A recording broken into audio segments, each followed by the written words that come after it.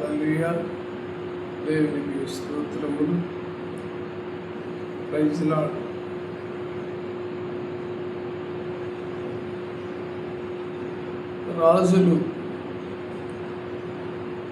రాజులు మొదటి గ్రంథము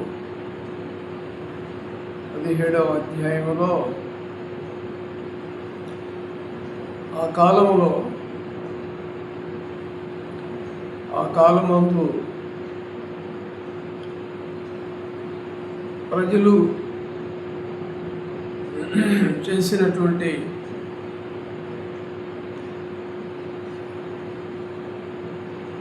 పాపమును బట్టి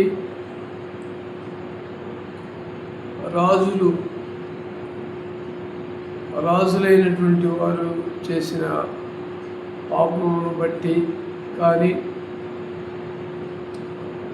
ప్రజలు చేసినటువంటి పాపమును బట్టి కానీ రాజులైనటువంటి వారు చేసినటువంటి పాపమును బట్టి కానీ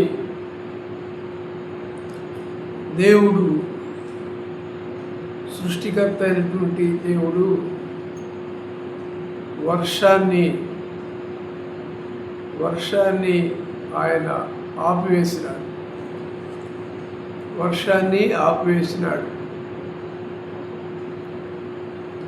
మంచును కూడా ఆపివేసినాడు. వర్షాన్ని ఆపివేసినాడు, మంచును ఆపివేసినాడు. కాబట్టి దైవ సేవకుడైనటువంటి ఏలియా రాజు అయినటువంటి మరి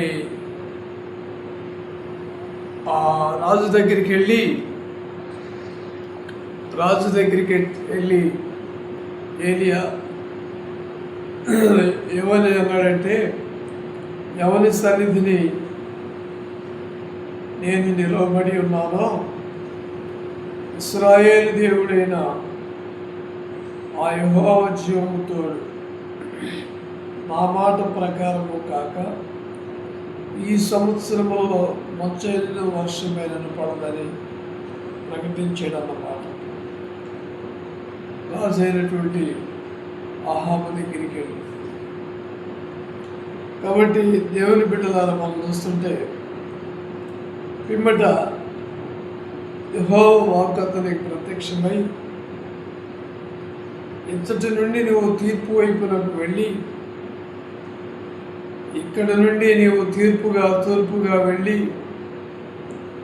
యోర్దానుకు ఎదురుగా ఉన్నటువంటి కేరేతు వాగును ఆశ్రయించు అని దేవుడు సెలవిచ్చినాడు అన్నమాట. దైవ సేవకులకి దేవుడు తనను నమ్మినటువంటి సేవకులకి ఆయన ఆహారాన్ని ఇస్తాడన్నమాట. కరువులో కూడా ఆహారాన్ని సమృద్ధిగా దేవుడు ఇస్తాడు. కాబట్టి ఆ కాలంలో కరువు కాలం కాబట్టి చాలామంది ప్రజలు ఆ యొక్క కరువు క్షామాన్ని తట్టుకోలేక చాలామంది చనిపోతూ ఉన్నారు.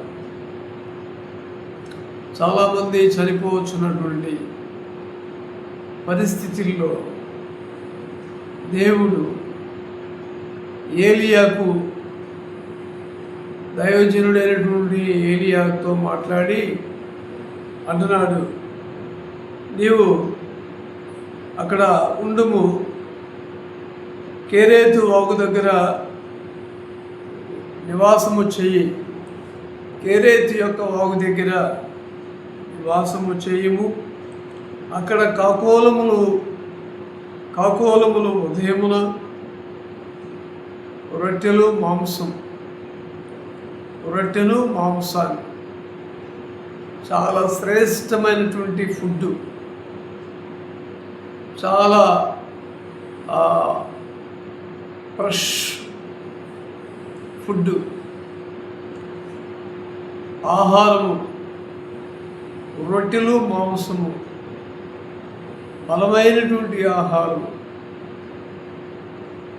పంపించినాడు దేవుడు ఏలియా దగ్గరికి. ఉదయము సాయంకాలము బలమైనటువంటి ఆహారాన్ని భుజిస్తూ దైవ సేవకుడు భుజిస్తూ దేవుణ్ణి స్తుతిస్తూ దేవుని నామాన్ని మహిమపరుస్తూ దేవుని యొక్క నామాన్ని